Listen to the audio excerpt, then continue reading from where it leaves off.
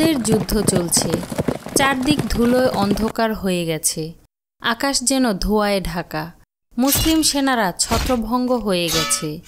মক্কার কুরাইশ বাহিনী চারদিক থেকে ঘিরে ফেলেছে। এমন সময় আমাদের নবী হজরত মুহাম্মদ সাল্লাল্লাহু আলাইহি ওয়াসাল্লাম সামনে একা দাঁড়িয়ে আছেন। শত্রুরা তার দিকে ধেয়ে আসছে। সেই ভয়ঙ্কর মুহূর্তে হঠাৎ দেখা গেল এক নারী, হ্যাঁ একজন নারী, তলোয়ার হাতে ঝাঁপিয়ে পড়লেন। তিনি নিজের বুককে নবীজির সামনে ঢাল বানালেন।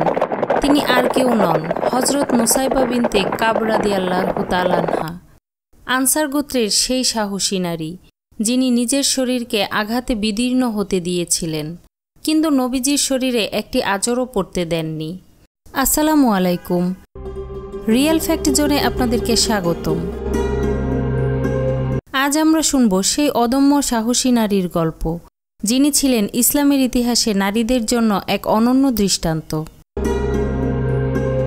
হজরত নুসাইবা বিনতে কাব রাদিয়াল্লাহু তাআলা আনহা ছিলেন মদিনার আনসার গোত্রের একজন নারী। তার গোত্র ছিল খাজারাজ। তিনি ইসলামের প্রারম্ভিক যুগেই নবীজির সাথে সাক্ষাৎ করেন এবং আকাবার ঐতিহাসিক বায়াতে অংশ নেন। মদিনায় যখন ইসলাম ছড়িয়ে পড়তে শুরু করে, তখন নুসাইবা রাদিয়াল্লাহু তাআলা আনহা প্রথম দিকের নারীদের একজন। তিনি দ্বীনের প্রতি আকৃষ্ট হন। তার পরিবারও ইসলামের আলোয় আলোকিত হয়ে উঠেছিল। তিনি শুধু একজন সাধারণ নারী ছিলেন না, তিনি একজন মুমিনা ছিলেন। আল্লাহ ও তার রাসূলের প্রতি সর্বস্ব দিয়ে ভালোবাসায় অঙ্গীকারবদ্ধ নারী। নুসাইবা রাদিয়াল্লাহু তাআলা আনহার জীবনের প্রতিটি ধাপে আমরা দেখি তিনি দ্বীনের জন্য ত্যাগ স্বীকার করেছেন। তিনি কখনো শুধু ঘরের চার দেয়ালে সীমাবদ্ধ ছিলেন না। তিনি দাওয়াতের কাজে অংশ নিয়েছেন, বায়াতে অংশ নিয়েছেন, এমনকি নবীজির মিশনের সাথে নিজেকে জড়িয়ে নিয়েছেন। ইসলামের জন্য তার ভালোবাসা ছিল অসীম। তিনি বুঝতেন এই দুনিয়ার জীবন ক্ষণস্থায়ী, কিন্তু দ্বীনের জন্য লড়াই করলে আল্লাহর সন্তুষ্টি পাওয়া যায়।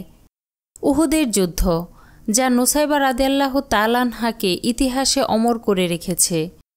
উহুদের যুদ্ধ শুরু হয় ৩রা হিজরিতে। মুসলিম বাহিনী প্রথমে জয়লাভের দিকে এগুচ্ছিল, কিন্তু পাহাড়ের উপর নিয়োজিত তীরন্দাজরা নবীজির নির্দেশ অমান্য করে জায়গা ছেড়ে দিলে শত্রুরা পেছন থেকে আক্রমণ করে। হঠাৎ মুসলিম বাহিনী ছত্রভঙ্গ হয়ে গেল। নবীজি সাল্লাল্লাহু আলাইহি ওয়াসাল্লামকে ঘিরে ধরল কুরাইশ বাহিনী। সেই সময় সাহাবীদের অনেকে হতবাক হয়ে গিয়েছিল। নবীজি একা হয়ে গিয়েছিলেন শত্রুর মাঝে। সেই সংকটময় মুহূর্তে হজরত নুসাইবা রাদিয়াল্লাহু তাআলা আনহা তলোয়ার হাতে যুদ্ধক্ষেত্রে প্রবেশ করলেন। তিনি শুধু প্রবেশ করেননি, বরং নবীজির সামনে দাঁড়িয়ে শত্রুদের মোকাবিলা করতে শুরু করলেন। তার হাতে ঢাল ছিল না। তিনি শত্রুর আঘাত নিজের শরীরে নিয়েছেন। তার শরীর রক্তে ভিজে যাচ্ছিল, কিন্তু তিনি একটি কথাই ভাবছিলেন, আমার নবী যেন নিরাপদ থাকেন। ভাই ও বোনেরা, যদি আপনি এমন সাহসী নারীর গল্প পছন্দ করেন, চ্যানেলটি সাবস্ক্রাইব করুন। এছাড়া ভিডিওটি লাইক দিতে ভুলবেন না এবং কমেন্টে লিখুন, আমি নুসাইবার সাহস দেখে অনুপ্রাণিত হয়েছি। হজরত নুসাইবা রাদিয়াল্লাহু তাআলা আনহু এর শরীরে সেই যুদ্ধে প্রায় 12টি গুরুতর আঘাত লেগেছিল। একটি আঘাত এতটাই গভীর ছিল যে তার হাড় পর্যন্ত কেটে গিয়েছিল। তার ছেলে আবদুল্লাহও যুদ্ধ করেছিলেন। একবার শত্রু তাকে আঘাত করলে নুসাইবা নিজে তাকে রক্ষা করেন এবং শত্রুকে আঘাত করেন। নবীজি সাল্লাল্লাহু আলাইহি ওয়াসাল্লাম নিজ চোখে এ দৃশ্য দেখেছিলেন এবং বিস্মিত হয়েছিলেন তার সাহসে। নবীজি সাল্লাল্লাহু আলাইহি ওয়াসাল্লাম বলেছিলেন, উহুদের যুদ্ধে আমি ডানে বামে যেদিকেই তাকিয়েছি নুসাইবা বিনতে কাবকে যুদ্ধ করতে দেখেছি। ভাবুন, নবীজির এই প্রশংসা কত বড় সম্মান। যুদ্ধ শেষে নবীজি সাল্লাল্লাহু আলাইহি ওয়াসাল্লাম তার জন্য বিশেষ দোয়া করেছিলেন, হে আল্লাহ, নুসাইবা ও তার পরিবারকে জান্নাতের সঙ্গী করো। কোনো নারীর জন্য এর চেয়ে বড় পুরস্কার আর কি হতে পারে। তিনি শুধু নিজেই নন, তার পরিবারও আল্লাহর নবীর দোয়ায় জান্নাতের সুসংবাদ পেয়েছেন। উহুদের যুদ্ধের পরও নুসাইবা রাদিয়াল্লাহু তাআলা আনহা ঘরে বসে থাকেননি। খলিফা আবু বকর রাদিয়াল্লাহু তাআলা আনহু এর সময় যখন মুসাইলিমা কাজ্জাব নামে এক মিথ্যা নবী আবির্ভূত হল, তখন মুসলিমরা তার বিরুদ্ধে যুদ্ধে গেল। নুসাইবা রাদিয়াল্লাহু তাআলা আনহা এই যুদ্ধেও অংশ নিলেন। যুদ্ধ চলাকালীন এক আঘাতে তার একটি হাত কেটে যায়, তবুও তিনি পিছু হটেননি। তিনি শেষ পর্যন্ত লড়ে গেছেন।